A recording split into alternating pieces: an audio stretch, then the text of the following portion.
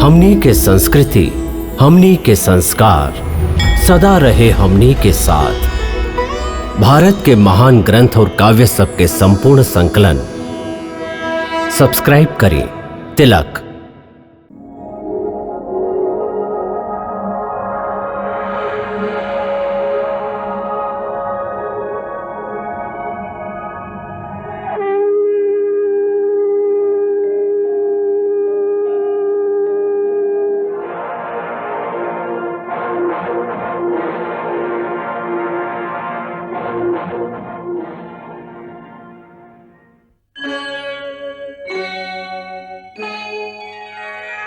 कृष्णा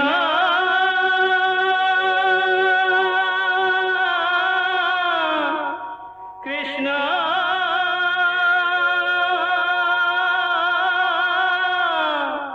हरे कृष्णा हरे हरे।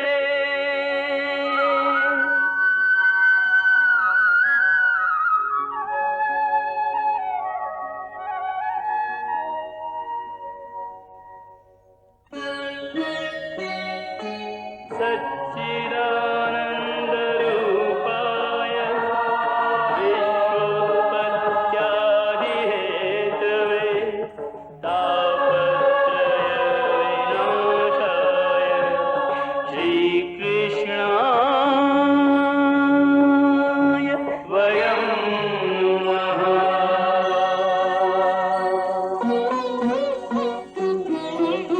श्रीकृष्ण गोविंद हरे मुरारे, हे नाथ नारायण वासुदेव। हरे कृष्ण राधे कृष्ण राधे राधे कृष्ण कृष्ण हरे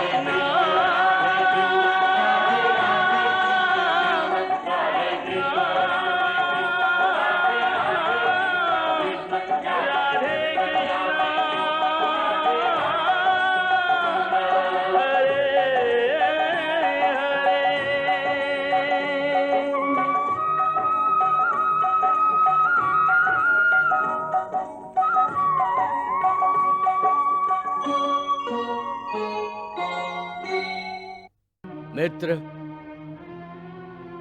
तू मद्रराज शल्य के भुला रहल बड़ा मित्र। महाबलवान, परम प्रतापी, अस्त्र शस्त्र संपन्न योद्धा बाड़न मद्रराज शल्य। पांडवन के मामा होखला के बाद भी मद्रराज शल्य आपन भगिना के विरुद्ध हम लोग के पक्ष में युद्ध कर रहल बाड़न। साक्षात आपन मामा के विरुद्ध युद्ध कईल पांडवन के पक्ष में आसान ना होई। भाई जी, हमरा विचार से हम लोग मद्रराज शल्य के नेतृत्व में पांडवन पर विजय प्राप्त कर सकत हई। हाँ भगिना, गुरुपुत्र अश्वत्थामा ठीके कहतारन। ठीक है, दुशासन मद्रराज शल्य के सेनापति बनावे के तुरंत आयोजन करा।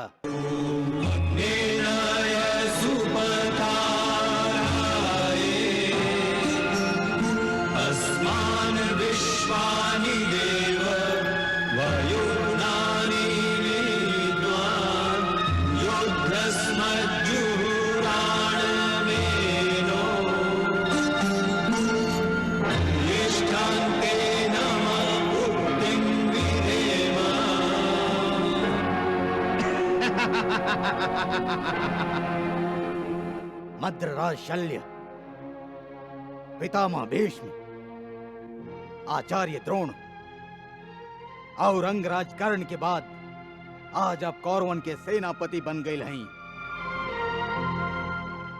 ये तीनों के तरह आप भी एगो महान योद्धा हैं और हमके विश्वास है कि आप पांडवन के सामने हमार माथा झुके ना दे। युवराज, आपकी उम्मीद हम जरूर पूरा करब। सेनापति मद्रराज शल्य के, सेनापति मद्रराज शल्य के, सेनापति मद्रराज शल्य के।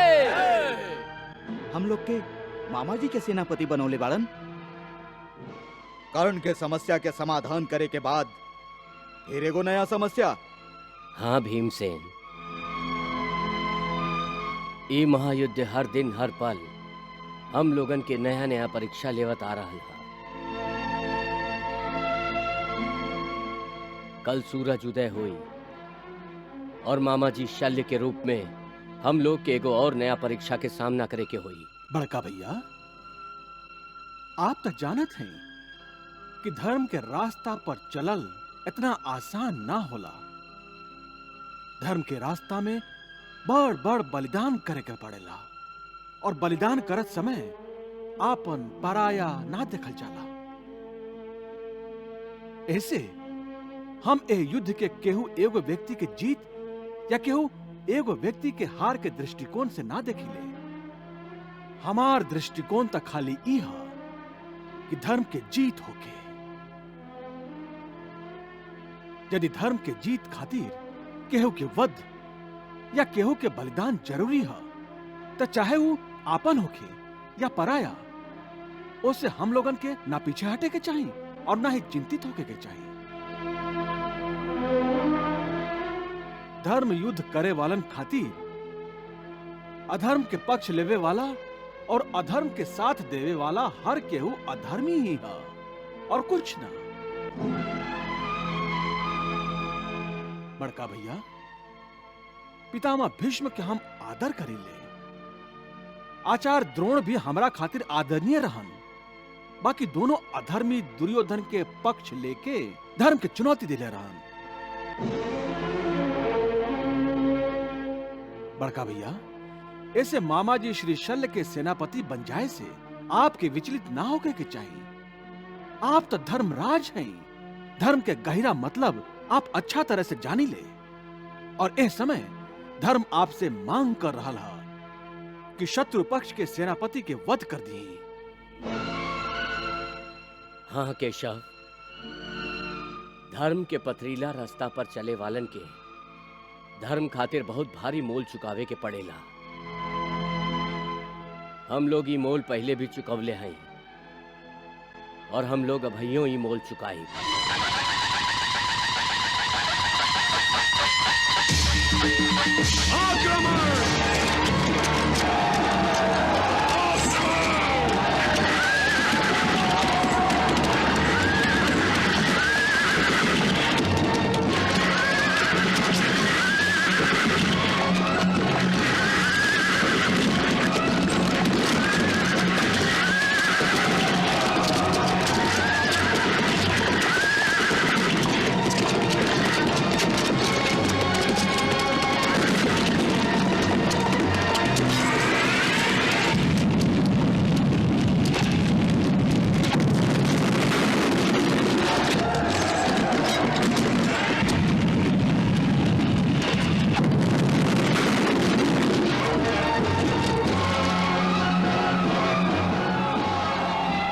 महाराज, मद्रराज शल्य पांडव सेना में हाहाकार मचा दिले बाड़न।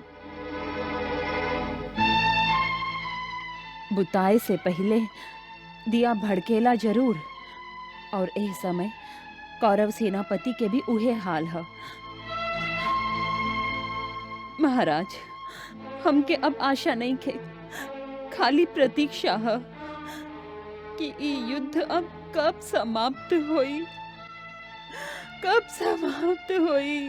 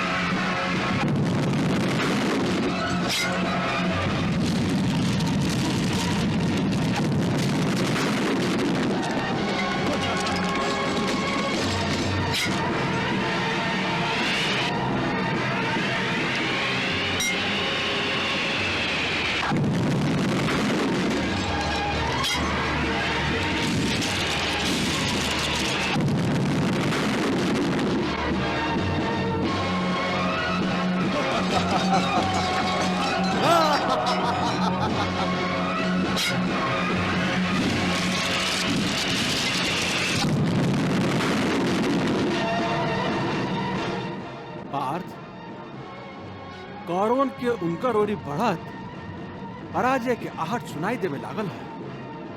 ऐसे वो लोग आपन सगरे शक्ति के युद्ध में झोंक देले बाड़न। ऐसा लग रहा है कि महाराज शल्य के नेतृत्व में कौरव अब अंतिम युद्ध कर रहल बाड़न।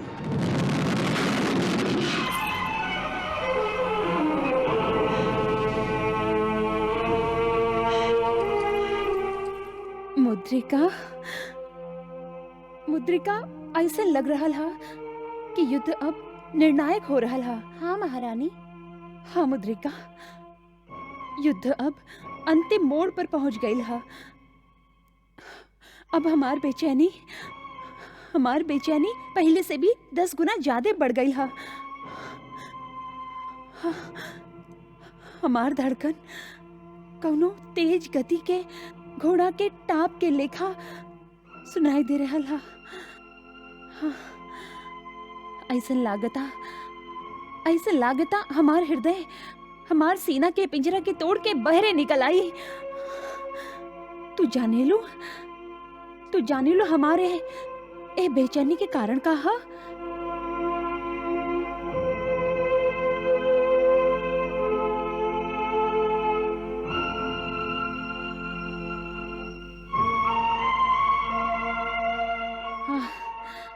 हमार ए बेचैनी के कारण ई है कि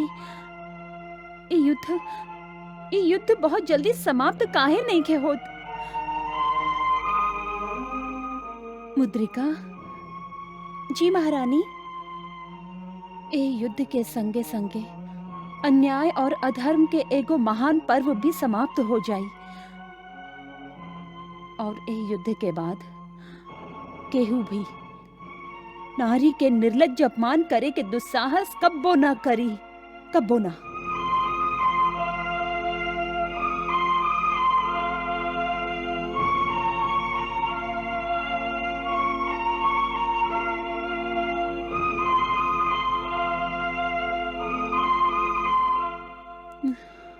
मुद्रिका जी महारानी, तू ये कंघी देख रहल हौ? पिछला 13 बरिस से हमार ई खुलल बाल प्रतिशोध के आग में जर रहल एगो नागिन के लेखा हमके बार बार डसत रहल ह।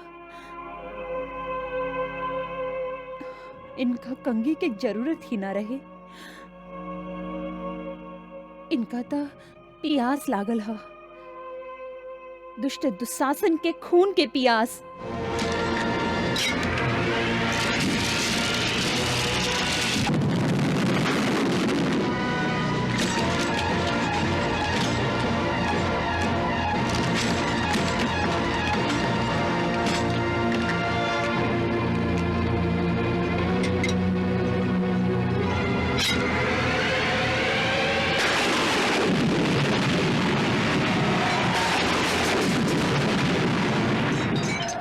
मामा जी, दुशासन अपन आवेश में आके पांडवन के सेना के ध्वस्त करत आगे आगे बढ़ रहा है।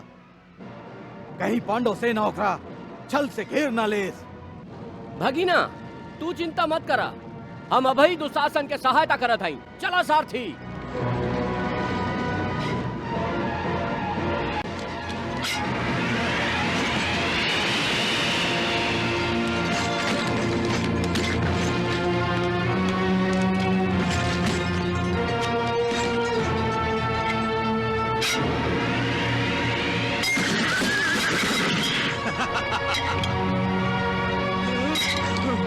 ओहो, मामा जी, दुर्योधन के परम प्रिय मामा जी, बहुत जल्दी में दिखाई दे रहा है आप।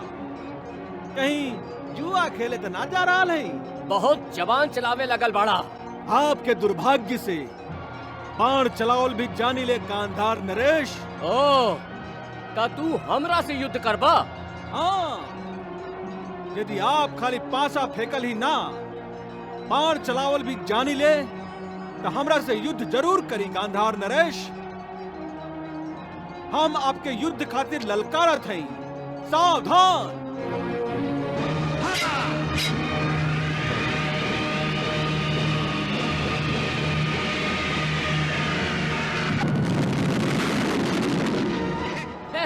देख ले सपोला।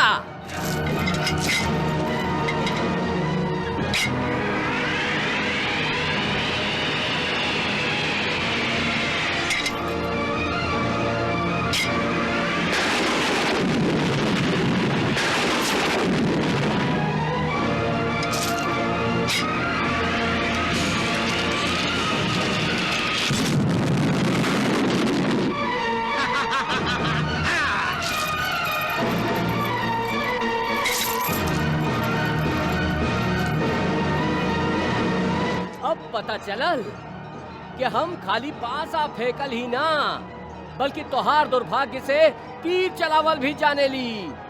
हाँ, सावधान।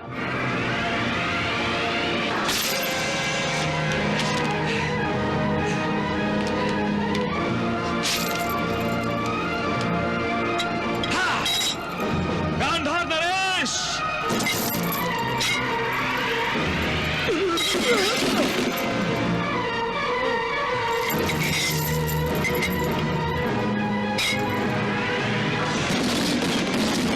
मामा जी।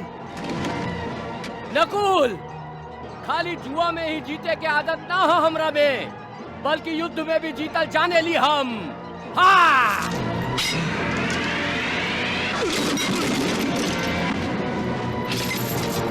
द्वित सभा ना हा गांधार नरेश, रणभूमि हा रणभूमि।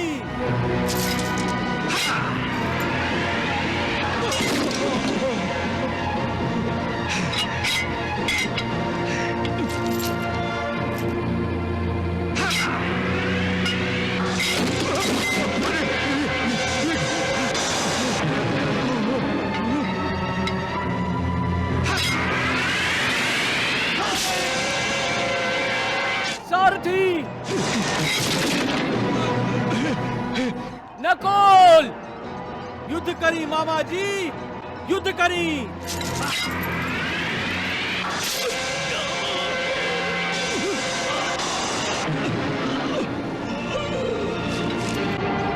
छोट भाई तो बेटा समान हो खेला और पुत्र पिता के संपत्ति कहावेला। ठीक है, हम अपन अनुज नकुल के दांव पर लगावत हई।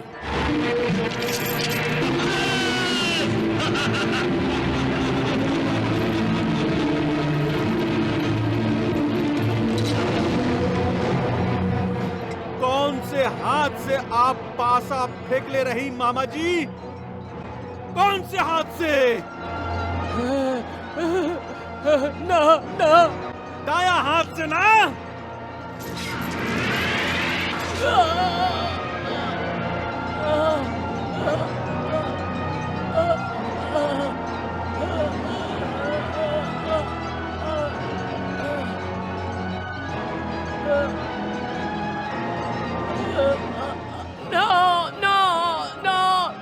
गांधार नरेश, कौन से हाथ से आप दुर्योधन के पीठ थपथपावत रही? बाया हाथ से ना? ना ना।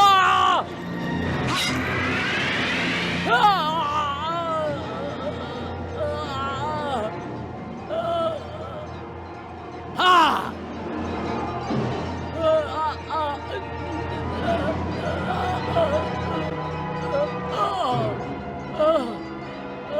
आपके विशाला जीव के कारण ही हस्तिनापुर के वातावरण दूषित हो गए रहे गांधार नरेश। आप ही एगो भाई के मन में दूसर भाई के विरुद्ध विष भर देले रही। आप ही के कारण ही महासंग्राम भइल हा, आप ही के कारण ही महायुद्ध भइल हा। फिर भी आप सोचत हैं कि आपके जिए का अधिकार हा? ना ना मामा जी ना, आपके जीवित रह के कोनो अधिकार नहीं खे। ना ना आ, आ, आ, आ,